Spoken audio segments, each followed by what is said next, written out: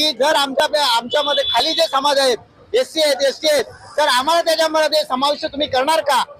मराठा समाजाला जो संघर्ष करून जो GR आता आलेला आहे आणि हैदराबाद गॅजेट आणि सातारा गॅजेट याप्रमाणे त्यांना त्याच्यामध्ये दाखले देऊन आपल्या ओबीसी समाजामध्ये त्यांना समाविष्ट करण्याचा जो निर्णय घेतलेला आहे, हा निर्णय अतिशय चुकीचा आहे।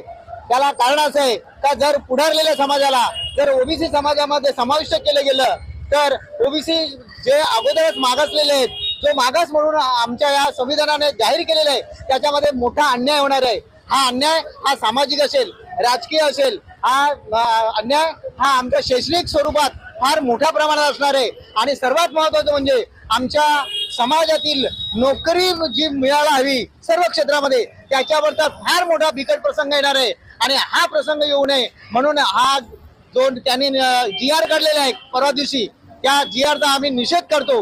त्याला मुख्य कारण म्हणजे जर हैदराबाद गॅजेट प्रमाणे जर त्यांनी याच्यामध्ये मराठा समाजाला ओबीसीकरण करून घेतले, तर आम्ही आमची मागणी अशी करतो की जर आमच्यामध्ये खाली जे समाज आहेत, एससी आहेत, एसटी आहेत, तर आम्हाला त्याच्यामध्ये समाविष्ट तुम्ही करणार का?